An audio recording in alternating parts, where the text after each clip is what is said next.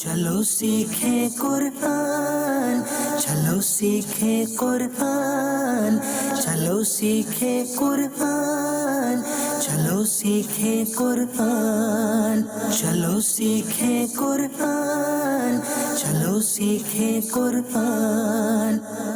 الحمد لله رب العالمين والصلاة والسلام على سيد المرسلين اما بعد فاعوذ بالله من الشيطان الرجيم بسم الله الرحمن الرحيم الصلاة والسلام عليك يا رسول الله وعلى آلك واصحابك يا حبيب الله الصلاة والسلام عليك يا نبي الله وعلى آلك واصحابك يا نور الله۔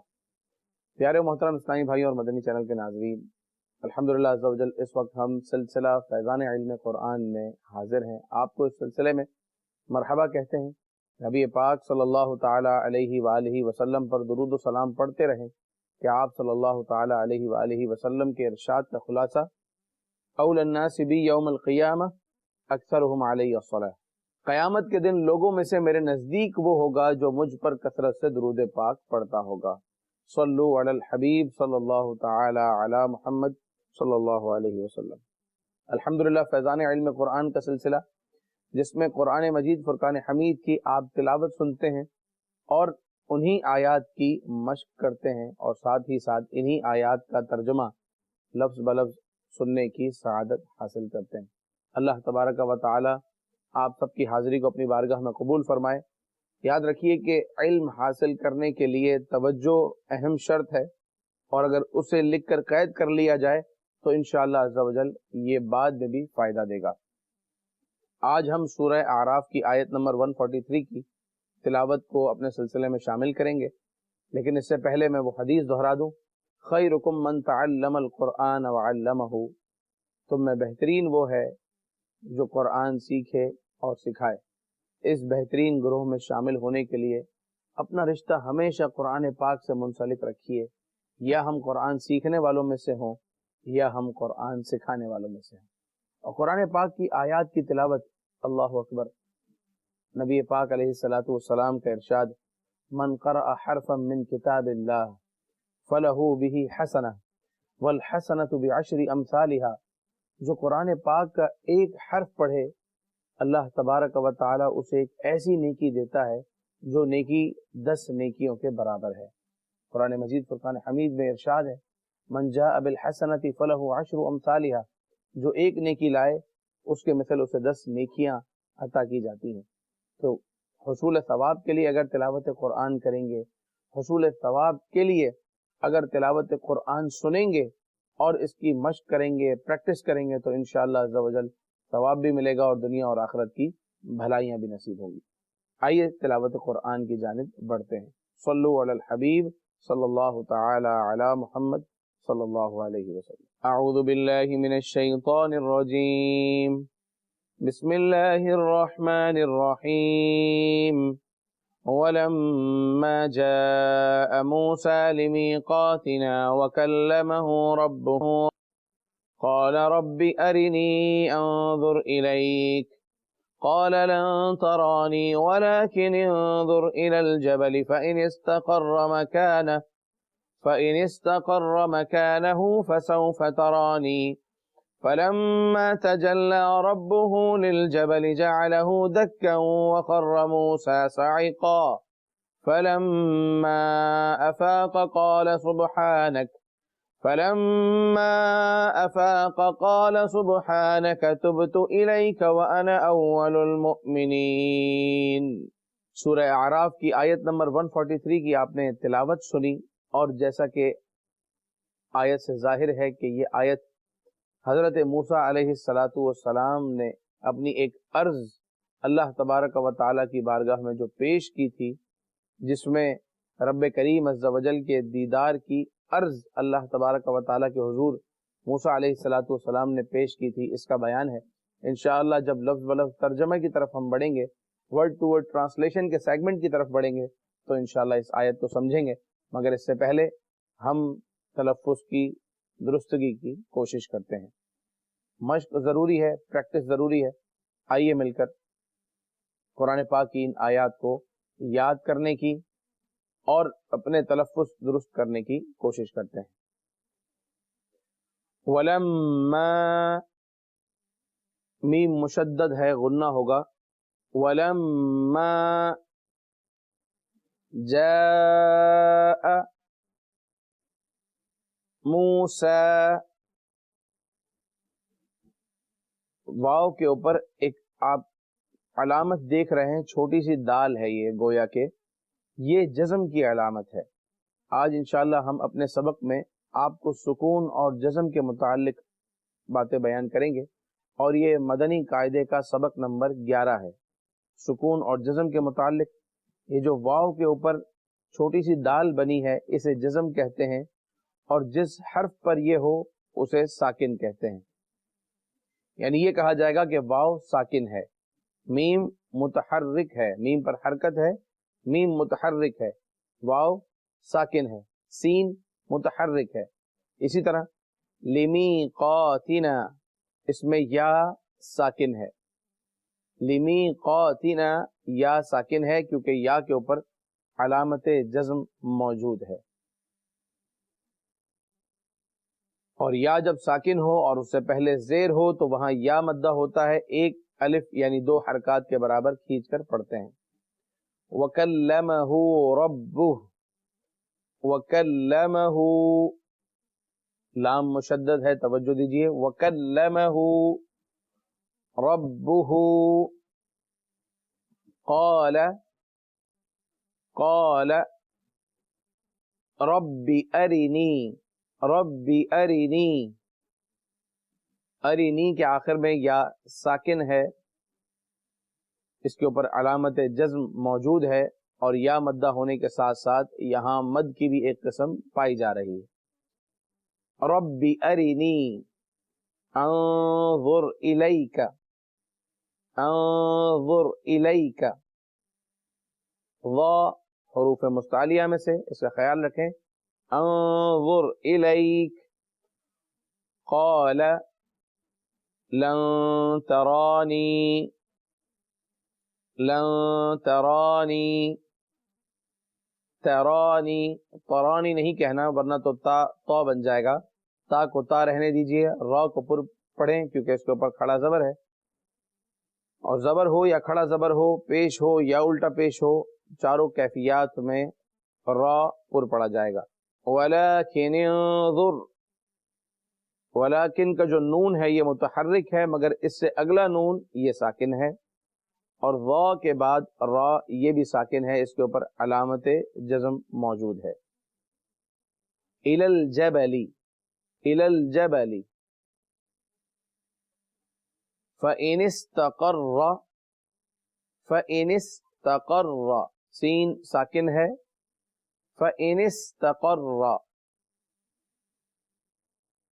یہ گویا کہ یوں تھا یہ فإن اور استقر، لیکن جب اسے ملایا گیا تو یہ ہو گیا فإن استقر. را مشدد اور سین ساکن ہے، علامت جزم اس پر موجود ہے. مکانہ فسوف ترانی، فسوف ترانی. فلما تجلى ربه للجبل. اب ان الفاظ کو میں ایک ایک بار اس لیے ریپیٹ کر رہا ہوں، 2 بار اور 3 بار نہیں کر رہا، کیونکہ یہ پہلے گزر چکے ہیں. لما ہم پہلے پڑھ چکے، تجلا بھی پڑھ چکے ہیں، ربہ، ربی اور ربنا بھی پچھلے اسباق میں کئی بار گزر چکا ہے، اس لیے ہم آگے لے کر چل رہے ہیں. کوشش یہ ہوتی ہے کہ جو نیا لفظ آئے اس کو زیادہ ریپیٹ کیا جائے تاکہ آپ اسے سیکھ سکیں، اور قرآن پاک میں جب جب وہ آئے اسے اچھے انداز میں آپ پڑھ سکیں. للجبل جعلہ دکا وخر، دکا ایک کلمہ، خر ایک کلمہ، واو مشدد ہے درمیان میں، دونوں کو ملایا دکا وخر، دکا وخر. موسیٰ صعقا، موسیٰ صعقا. لفظ موسیٰ قرآن مجید فرقان حمید میں متعدد بار آیا، اور ایک قول کے مطابق لفظ موسیٰ قرآن پاک میں 129 ٹائمز، 129 مرتبہ آیا. فلما افاق، فلما افاق قال سبحانك، قال سبحانك. سبحان اس لفظ کی آپ مشق کیجئے کثرت کے ساتھ کہ یہ بہت ساری جگہوں پہ استعمال ہوتا ہے. جب آپ نماز پڑھتے ہیں تو ابتدا میں ہی سبحانک اللہم، تو سبحان کلمہ ادا کرنے کی، بلکہ ہر کلمہ ادا کرنے کی آدمی کے اندر صلاحیت ہونی چاہیے، لیکن بعض کلمات وہ ہیں جو بہت زیادہ استعمال ہوتے ہیں. آپ نے نماز شروع کی، تکبیر تحریمہ کے بعد آپ کہیں گے سبحانک اللہم، پھر آپ جب رکوع میں جائیں گے تو سبحان ربی العظیم، پھر سجدے میں جائیں گے تو سبحان ربی الاعلی. قرآن پاک کی آیتوں کی تلاوت سبحان الذی اسری بعبدہ، سبحانک لا علم لنا الا ما علمتنا. تو قرآن پاک میں بھی لفظ سبحان 41 ٹائم سے زیادہ استعمال ہوا ہے، اور نماز میں بھی استعمال ہوتا ہے. اور میں نے آپ کو بتایا کہ یہ تعداد بیان کرنے کا مقصد ہمارا یہ ہوتا ہے کہ آپ زیادہ پریکٹس کریں، کوشش کریں کہ ایک کلمہ اگر اچھے انداز میں سیکھ لیں گے تو اتنی ساری جگہوں پر اسے اچھے انداز میں ادا کر سکیں گے. اس نیک نیت کے ساتھ آپ کو بیان کیا جاتا ہے، اور آپ اس کو قبول کرتے ہوئے اسے یاد کریں، اسے سمجھیں اور اس پر عمل بھی کریں. تبت الیک، تبت الیک، تبت با پر قلقلہ ہے اس لیے آواز لوٹ رہی ہے. وَأَنَا أَوَّلُ الْمُؤْمِنِينَ، وَأَنَا أَوَّلُ الْمُؤْمِنِينَ. مؤمنین بہت سی آیات میں مؤمنین کا لفظ استعمال ہوتا ہے، اور کچھ آیات کے اندر مؤمنون کا لفظ بھی استعمال ہوتا ہے. مؤمنین کو اگر دیکھا جائے تو قرآن پاک میں 145 ٹائم مؤمنین کا لفظ استعمال ہوا، اور مؤمنون جو ہے وہ 35 ٹائمز تقریباً کم و بیش یہ استعمال ہوا ہے. اس کے اندر جو یاد رکھنے اور سیکھنے والی بات ہے وہ یہ کہ اس میں حمزہ ساکن ہے. میم کے بعد دیکھیں واو ہے، اور واو کے اوپر چھوٹی سی حمزہ بنی ہے، اور اس حمزہ کے اوپر جزم ہے، اور آج کا ہمارا سبق خاص جزم سے متعلق ہے. اور حمزہ جب بھی حالت سکون میں ہو، اس پر جزم ہو، تو وہاں جھٹکا دیا جاتا ہے. دیکھیں مؤمنین، مؤمنین، مؤمنون، اس کو مومنون یا مومنین نہیں پڑھنا، جھٹکا دینا ہے، ہلکا سا جھٹکا دینا ہے جب بھی حمزہ جو ہے وہ ساکن ہو، اس سے پچھلا حرف متحرک ہو، تو وہاں پر جھٹکا دیا جائے گا. الحمدللہ عز و جل سورہ اعراف کی آیت نمبر 143 کی تلاوت کے بعد اس کی ہم نے مشق کی. اللہ تعالیٰ قبول فرمائے اور ہمیں ان آیات کو سمجھنے کی توفیق عطا فرمائے. آئیے اس آیت کے اندر جو بیان ہوا اسے سمجھنے کی سعی کرتے ہیں. صلو علی الحبیب صلی اللہ تعالی علی محمد صلی اللہ علیہ وسلم. وَلَمَّا جَاءَ، اور جب آیا، موسیٰ، موسیٰ ہم کہیں گے اور جب موسیٰ آئے. آیا یہ تھوڑا سا سوء ادب کی طرف جاتا ہے، لہذا جب اس طرح کے انبیاء کرام علیہم السلام کے ساتھ جب الفاظ استعمال کیے جاتے ہیں تو ادب کے ساتھ. اور جب ان کا آنا اللہ تبارک و تعالیٰ کی بارگاہ میں ہو تو وہ آنا حاضر ہونا ہو جاتا ہے. جیسے میں کہوں کہ میں کل آپ کے یہاں آؤں گا، اور اگر کسی بڑے کے لیے کہوں تو میں کہوں گا کہ کل میں آپ کے یہاں حاضر ہو جاؤں گا. جب بڑے کی طرف نسبت کی جاتی ہے تو آنا، حاضر ہونا ایک ہی معنی رکھتا ہے، لیکن ایک اچھا لفظ کا انتخاب کیا جاتا ہے ادب کے لیے. جاء آیا، موسیٰ موسیٰ، لمیقاتنا ہمارے مقرر کردہ وقت پر، لمیقاتنا ہمارے مقرر کردہ وقت پر، وکلمہ اور کلام فرمایا اس سے، ربہ اس کے رب نے. اور جب موسیٰ ہمارے وعدے کے وقت پر حاضر ہوا اور اس کے رب نے اس سے کلام فرمایا، قال ربی، تو موسیٰ نے عرض کی اے میرے رب. قال کا معنی ویسے ہوتا ہے کہا اس نے، لیکن جب بڑے کی بارگاہ میں ہو تو عرض کی. موسیٰ نے عرض کی اے میرے رب، ربی اے میرے رب، ارینی مجھے دکھا، مجھے اپنا جلوہ دکھا، انظر تاکہ میں دیدار کر لوں، الیک تیرا یا تیری طرف. تو اس نے عرض کی اے میرے رب مجھے اپنا جلوہ دکھا تاکہ میں تیرا دیدار کر لوں. قال اللہ تبارک و تعالی نے فرمایا، دونوں جگہ لفظ قال استعمال ہوا، قال ربی ارنی یہاں بھی قال، اور قال لن ترانی یہاں بھی قال۔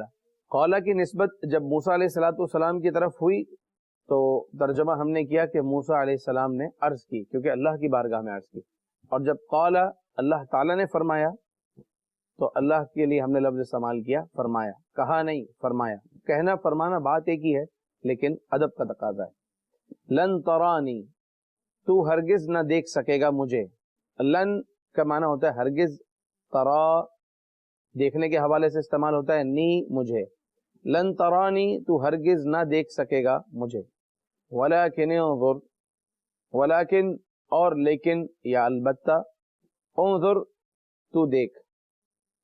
اب یہ دیکھیں لفظ انظر کا معنی ہوتا ہے تم دیکھو یا تو دیکھ، لیکن یہی لفظ جب ہم نے سورہ بقرہ کی اس آیت میں سنا پڑھا، یا ایھا الذین آمنوا لا تقولوا راعنا وقولوا انظرنا، وہاں بھی لفظ انظر استعمال ہوا کہ اے ایمان والو راعنا نہ کہو، کیا کہو پھر؟ انظرنا کہو۔ تو وہاں ہم نے اس کا ترجمہ کیا نظر فرمائیے، بات ایک ہی ہے، نظر فرمائے یا تو دیکھ، لیکن اچھا کیا لگ رہا ہے؟ نظر فرمائیے۔ لیکن جب بڑا اپنے چھوٹے سے کہے گا تو یہ کہہ سکتا ہے کہ تو دیکھ، لیکن جب چھوٹا اپنے بڑے سے کہے گا تو وہ کہے گا کہ نظر فرمائیے۔ تو ایمان والے جب نبی پاک علیہ الصلوۃ والسلام سے کہیں گے تو کہیں گے یا رسول اللہ نظر فرمائیے، اور جب عام اپنے جتنوں یا اپنے سے چھوٹے سے کہیں گے تو یہ کہا جا سکتا ہے کہ دیکھو یا تم دیکھو یا تو دیکھ یا آپ دیکھیے، ادب کا تقاضا یہ ہے۔ انظر تو دیکھ، الی الجبل پہاڑ کی طرف، فإن استقر تو اگر وہ ٹھہرا رہا، مکانہ اپنی جگہ پر، فسوف ترانی تو عن قریب تو دیکھ لے گا مجھے۔ کیا مکالمہ ہوا؟ اللہ تبارک و تعالی نے فرمایا تو مجھے ہرگز نہ دیکھ سکے گا، البتہ اس پہاڑ کی طرف دیکھ، یہ اگر اپنی جگہ پر ٹھہرا رہا تو عن قریب تو مجھے دیکھ لے گا۔ فلما تجلی، فلما پھر جب، تجلی فرمائی، کیونکہ اللہ تعالیٰ اس فعل کا فاعل ہے لہذا فرمانا۔ فلما تجلی پھر جب تجلی فرمائی، ربہ اس کے رب نے، للجبل پہاڑ کی طرف، جعلہ تو کر دیا اسے، دکن ریزہ ریزہ، اور خر گر گئے، موسیٰ علیہ السلام، صعقا بے ہوش ہو کر۔ رب کریم عز و جل نے فرمایا کہ مجھے ہرگز نہ دیکھ سکے گا، البتہ اس پہاڑ کی طرف دیکھ، اگر اپنی جگہ پر ٹھہرا رہا تو ان قریب تو مجھے دیکھ لے گا۔ فلما پھر جب، افاق انہیں ہوش آیا، افاقہ ہوا، قال تو عرض کی، سبحانک تو پاک ہے، تبت الیک میں رجوع لایا تیری طرف۔ تبت لفظی معنی ہوتا ہے میں نے توبہ کی، لیکن اللہ تبارک و تعالیٰ کے نبی علیہ الصلوۃ والسلام کی طرف جب اس کی نسبت، تبت الیک میں رجوع لایا تیری طرف، وانا اور میں، اول المؤمنین سب سے پہلا مسلمان ہوں۔ اس سورہ اعراف کی آیت نمبر 143 143 میں اللہ تبارک و تعالی اور موسیٰ علیہ الصلوۃ والسلام کے درمیان ہونے والا جو مکالمہ تھا اسے بیان کیا گیا ہے، جس کا خلاصہ یہ ہے کہ موسیٰ علیہ الصلوۃ والسلام چونکہ کلیم اللہ ہیں، رب کریم عز و جل سے بلا واسطہ کلام فرماتے رہے، اور ایک عرصے تک کلام فرمایا، دل میں خواہش ہوئی کہ جس سے کلام کرتا ہوں اسے دیکھ بھی لوں، رب کریم عز و جل نے منع فرمایا، لن ترانی تم مجھے نہیں دیکھ سکتے تو پھر کیا کریں؟ موسیٰ علیہ الصلوۃ والسلام کی خواہش بھی موجود ہے، رب کریم عز و جل نے فرمایا کہ پہاڑ کی طرف دیکھ لو، میں اپنی تجلی ظاہر کرتا ہوں، اگر تم نے اس پہاڑ پر تجلی کے باوجود یہ پہاڑ اپنی جگہ پر ٹھہرا رہا اور آپ اپنی جگہ پر ٹھہرے رہے تو کیا ہوگا؟ آپ مجھے دیکھ لیں گے، ان قریب تم مجھے دیکھ لو گے۔ لیکن جب تجلی کا ظہور ہوا تو پہاڑ بھی ریزہ ریزہ ہو گیا، موسیٰ علیہ الصلوۃ والسلام بھی بے ہوش ہو کر نیچے تشریف لے آئے۔ جب افاقہ ہوا تو انہوں نے کہا پاکی ہے تجھے، اور یہ اللہ والوں کا انداز ہوتا ہے کہ وہ ہر حال میں اللہ تبارک و تعالیٰ کی عظمت اور پاکی کو بیان کرتے ہیں۔ میں نے بہت سے علماء کو اور نیک لوگوں کا یہ انداز اور طریقہ دیکھا ہے کہ جب انہیں کوئی مشکل بھی پہنچتی ہے تو ان کے زبان سے کلمہ سبحان اللہ ہی نکلتا ہے۔ عمومی طور پر ہم لفظ سبحان اللہ کہتے ہیں جب کوئی ایسی چیز دیکھیں جس سے دل خوش ہو تو بے ساختہ سبحان اللہ نکلتا ہے۔ سبحان اللہ کا معنی ہے اللہ پاک ہے، اللہ تبارک و تعالیٰ کے لیے پاکیزگی کا بیان ہے۔ مگر نیک لوگ جو ہیں، کچھ نیک لوگ ایسے بھی ہیں کہ ہر حال میں ان کی زبان سے سبحان اللہ ہی نکلتا ہے، کہ مشکل بھی پڑی تو سبحان اللہ، اللہ کی طرف سے اللہ تبارک و تعالیٰ کو پاکی ہے۔ سبحانک، تو پاک ہے، میں تیری طرف رجوع لایا اور میں پہلا مسلمان ہوں۔ یہ مکالمہ سورہ اعراف کی آیت نمبر 143 میں موجود ہے۔ پھر یہاں سے ہمارے علماء بیان کرتے ہیں کہ ایک موسیٰ علیہ السلام کا اپنے رب کی بارگاہ میں دیدار کی خواہش ظاہر کرنا تھا، اور دوسری طرف اللہ تبارک و تعالیٰ نے نبی آخر الزماں صلی اللہ تعالی علیہ وآلہ وسلم کو بلا کر اپنا دیدار کروایا۔ یہاں سے نبی پاک علیہ السلام کی افضلیت کا بھی بیان ہے، پھر معراج کا بھی پورا بیان ہے۔ انشاءاللہ عز و جل موقع ملا تو اسے بھی ہم اپنے اگلے کسی سلسلے میں شامل کریں گے۔ صلو علی الحبیب صلی اللہ تعالی علی محمد صلی اللہ علیہ وسلم۔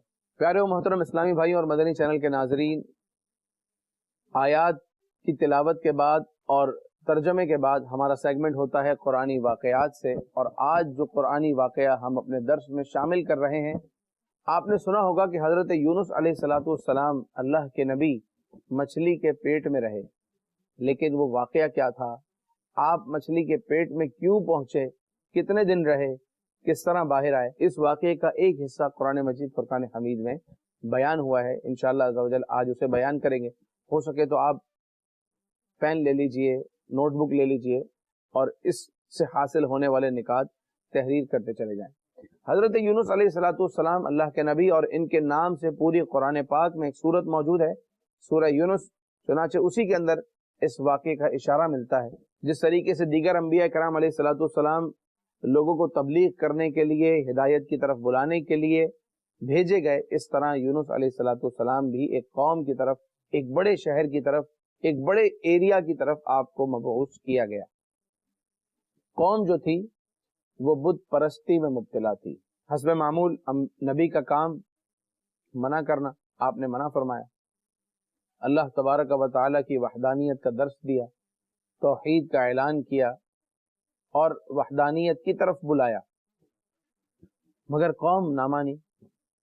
حضرت یونس علیہ السلام نے سمجھایا، اور متعدد بار سمجھانے کے بعد بالآخر آپ نے فرمایا کہ اگر تم نہیں مانتے تو اللہ تبارک و تعالیٰ کا عذاب آنے والا ہے۔ یہ سن کر قوم کہنے لگی کہ یہ ہے تو یونس علیہ السلام، یہ انہوں نے کبھی جھوٹ تو بولا نہیں، ہم نے کبھی ان کی ذات میں جھوٹ نہیں دیکھا، اب دیکھنا یہ ہے کہ کل عذاب آنے والا ہے یا نہیں۔ اگر یہ رات کو اپنے شہر سے نکل گئے تو اس کا مطلب تو سمجھ لو کہ عذاب آنے والا ہے، اور اگر نہ نکلے تو نہیں آئے گا عذاب۔ حضرت یونس علیہ السلام رات کو شہر سے نکل گئے، اس بستی سے نکل گئے، اور دوسری کسی جانب آپ نے اپنا سفر اختیار کر لیا۔ لوگوں کو اب اور یقین ہو گیا کہ اب عذاب آنے والا ہے۔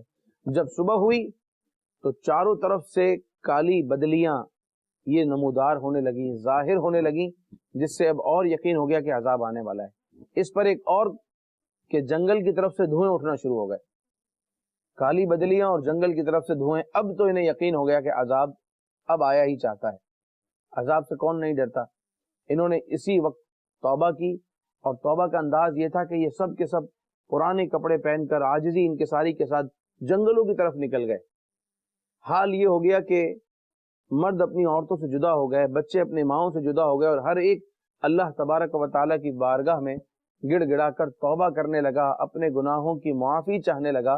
اور اصول یہ ہے کہ جب عذاب آ جاتا ہے اس وقت توبہ قبول نہیں ہوتی، لیکن اب اسے کیا کہیں گے کہ عذاب نہیں آیا تھا یا آنے والا تھا، یا اللہ تبارک و تعالیٰ کی یہ صفت رحم ہے۔ اللہ رب العزت رحمان ہے، رحیم ہے۔ اللہ تبارک و تعالیٰ نے ان کی توبہ کو قبول فرمایا اور عذاب ٹل گیا۔ مگر اس سے پہلے جو انہوں نے استغفار کی، انہوں نے دعائیں مانگی، حضرت یونس علیہ السلام پر ایمان لانے کا اقرار بھی کیا۔ اہم چیز تو یہ کہ اللہ تعالیٰ کی وحدانیت کے ساتھ ساتھ جو رسول بھیجے گئے ہیں ان کی رسالت کا اقرار کیا جائے۔ تو یونس علیہ الصلوۃ والسلام وہاں موجود نہیں ہے، لیکن اس قوم نے اقرار رسالت کیا، حضرت یونس علیہ الصلوۃ والسلام کی نبوت کا اقرار کیا اور اپنے گناہوں کی معافی چاہی۔ جو حقوق العباد تھے آپس میں وہ بھی ایک دوسرے کو معاف کر دیے یا معاف کروا لیے۔ رب کریم عز و جل نے رحم فرمایا، کرم فرمایا، اور وہ کالی بدلیاں جو ظاہر ہوئی تھیں وہ دور ہو گئیں، وہ دھواں ختم ہو گیا، اور بس وہ عذاب جو آنے ہی والا تھا وہ آنے سے پہلے ٹل گیا۔ قوم خوش ہو گئی، اللہ تبارک و تعالیٰ کا شکر ادا کرنے لگی۔ اب یونس علیہ الصلوۃ والسلام اپنے شہر میں جب آنے لگے تو دیکھا کہ عذاب تو آیا نہیں۔ یونس علیہ الصلوۃ والسلام کو یہ خوف ہوا کہ اگر میں اب اپنی قوم کی طرف جاتا ہوں تو میری قوم تو مجھے جھوٹا سمجھے گی، میں ان سے عذاب کا کہہ کر آیا ہوں، عذاب کی وعید سنا کر آیا ہوں، اور اب میں واپس جا رہا ہوں تو عذاب تو آیا نہیں ہے، یہ مجھے جھوٹا سمجھے گی اور ہو سکتا ہے مجھے قتل بھی کر دے۔ تو آپ اپنے شہر میں نہ گئے اور ایک کشتی میں سوار ہو گئے۔ اب وہ بات کہ یونس علیہ الصلوۃ والسلام ایک مچھلی کے پیٹ میں پہنچے کیسے، تو یہ اس کے پیچھے پس منظر ہے کہ آپ اس طریقے سے کشتی میں سوار ہوئے۔ اب آپ سمجھ گئے ہوں گے مدنی چینل کے ناظرین کہ اب کشتی میں جب سوار ہوئے تو اگلا اسٹیپ کیا ہونے والا ہے۔ بہرحال کشتی میں سوار ہوئے اور کشتی ایک جگہ پر جا کر رک گئی، ٹھہر گئی۔ ان لوگوں کا، کشتی والوں کا یا ان ملاحوں کا جو ان دنوں سفر کرتے تھے، ان کا کانسیپٹ یہ تھا کہ اگر کشتی میں کوئی بھاگا ہوا غلام ہے تو کشتی راستے میں ٹھہر جاتی ہے۔ اب پتہ کیسے چلے کون بھاگا ہوا غلام ہے؟ اس کے لیے وہ لوگ قرآن دازی کرتے، اور قرآن دازی میں جس کا نام نکلتا اس کو اٹھا کے دریا میں ڈال دیتے۔ قرآن دازی کی، حضرت یونس علیہ الصلوۃ والسلام کا نام نکلا، حالانکہ آپ بھاگے ہوئے غلام نہیں ہیں، لیکن قرآن دازی میں ان کا نام نکلا، اور یہاں یونس علیہ الصلوۃ والسلام کو کشتی سے نکال کر دریا میں ڈال دیا۔ جیسے ہی دریا میں ڈالا، ایک مچھلی کو اللہ تعالیٰ نے یہ سعادت دی کہ وہ اللہ کے نبی کو اپنے پیٹ میں رکھے۔ ایک مچھلی نے آپ علیہ الصلوۃ والسلام کو اپنے پیٹ میں لے لیا، جسے ہم کہیں گے کھا لیا، لیکن کھایا نہیں۔ آپ علیہ الصلوۃ والسلام اندر زندہ رہے، اللہ تبارک و تعالیٰ نے اندر آپ کی حفاظت فرمائی۔ اندھیرا یقیناً ظاہر سی بات ہے کہ اندھیرا تھا، اور جب یہ اندر پہنچے تو خوف کی بھی کیفیت تھی، خوف زدہ تھے، اور مستقل آپ ورد کرتے رہے، لا الہ الا انت سبحانک انی کنت من الظالمین۔ آیت کریمہ جو آج ہم بطور ورد پڑھتے ہیں، یہاں بھی دیکھیے کلمہ سبحانک۔ ابھی ہم نے موسیٰ علیہ الصلوۃ والسلام کا جو واقعہ سنا دیدار الہی کے حوالے سے، وہاں بھی انہوں نے بے ہوش ہونے کے بعد جب افاقہ ہوا تو کہا سبحانک، اور حضرت یونس علیہ الصلوۃ والسلام مچھلی کے پیٹ میں پہنچے تو کہتے ہیں سبحانک۔ تو ہم خالی اچھی اچھی چیزیں دیکھیں تو کہیں سبحان اللہ، اور جب کبھی کوئی تکلیف آ جائے تو سبحان اللہ نہ کہیں، تو تھوڑا سا انداز بدلنا چاہیے مجھے لگتا ہے، اور ہمارے علماء و صلحاء کا یہ انداز رہا ہے۔ بہرکیف یہ آیت کریمہ بڑی مشہور ہے، اور اسے ہم ورد بناتے ہیں جب کوئی مشکل آ جائے، کوئی تنگی آ جائے، کوئی پریشانی آ جائے۔ حضرت یونس علیہ الصلوۃ والسلام نے اس تنگی کی کیفیت میں آیت کریمہ کا ورد کیا۔ آیت کریمہ اسے کہا اسی لیے گیا کہ یہ ایک عزت والی، کرامت والی یہ آیت ہو گئی۔ ہر آیت ہی کرامت والی ہے، مگر کچھ آیتیں منسوب ہو جاتی ہیں کسی نام کے ساتھ۔ آیت کریمہ ہو گئی لا الہ الا انت سبحانک انی کنت من الظالمین۔ اسے بھی صحیح تلفظ سے پڑھیں، جب بھی پڑھیں، چاہے آپ 1.25 لاکھ کا ختم رکھیں گھر میں، یا 2.5 لاکھ کا ختم رکھیں، یا 2000 کا ختم رکھیں، لیکن انہی کو پڑھنے کی اجازت دیں جو صحیح طرح پڑھتے ہیں، ورنہ عمومی طور پر خواتین جو پڑھتی ہیں الامان والحفیظ، لا الہ الا انت سبحانک انی کنت من الظالمین۔ ظالمین الگ بات ہے، الگ معنی ہے، ظالمین الگ چیز ہے، سبحانک الگ چیز ہے، سبحانک الگ ہے۔ تو خدا کا واسطہ جب بھی قرآن پاک کی آیتوں کی تلاوت کریں، صحیح مخارج کے ساتھ ہی تلاوت کریں۔ بہرکیف آپ ایک مدت تک رہے، مختلف اقوال ہیں کہ کتنے دن آپ مچھلی کے پیٹ میں رہے، 40 دن کا بھی قول ملتا ہے، اور اس کے علاوہ بھی، اور یہ مچھلی نے آپ کو سمندر کے کنارے چھوڑ دیا، گویا کہ سواری کا کام کیا۔ حضرت یونس علیہ الصلوۃ والسلام اب جب باہر تشریف لائے تو آپ نحیف ہو چکے تھے، بڑے دبلے پتلے، بہت کمزور ہو گئے تھے۔ اللہ تبارک و تعالیٰ نے اسی جگہ کدو کی بیل اگا دی، اس کے سائے میں آپ نے آرام فرمایا اور توانائی حاصل کی، اور توانائی حاصل کرنے کے بعد اب جب آپ اپنی قوم کی طرف گئے تو لوگوں نے آپ کا والہانہ استقبال کیا، آپ کو مرحبا کہا، کیونکہ ایمان لا چکے تھے۔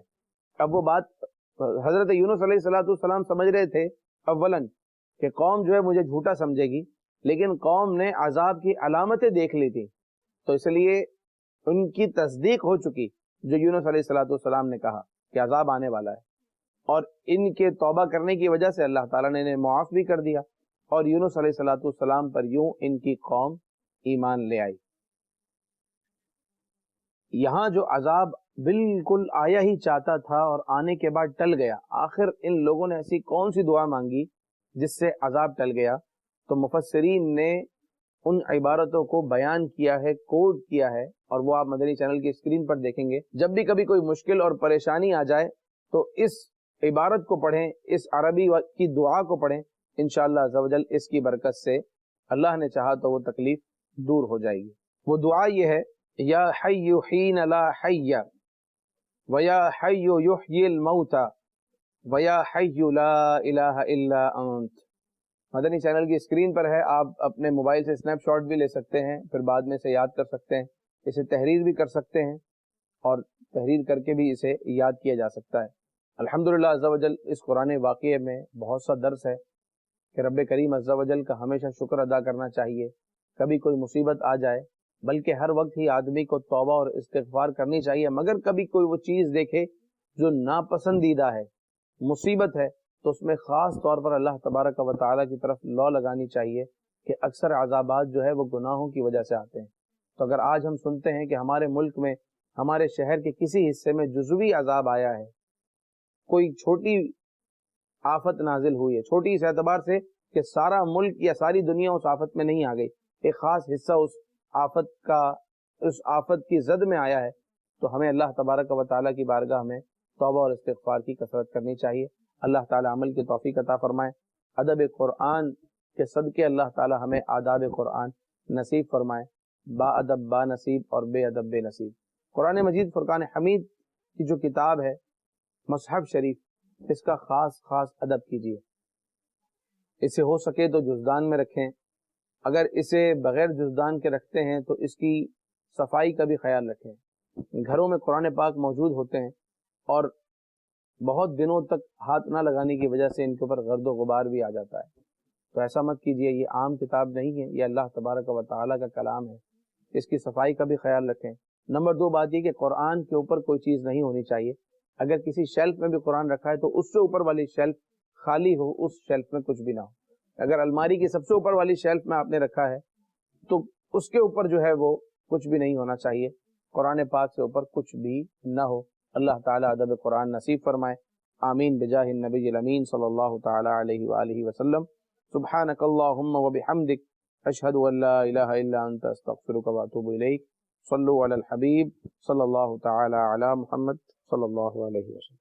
چلو سیکھیں قرآن، چلو سیکھیں قرآن، چلو سیکھیں قرآن، چلو سیکھیں قرآن، چلو سیکھیں قرآن، چلو سیکھیں قرآن۔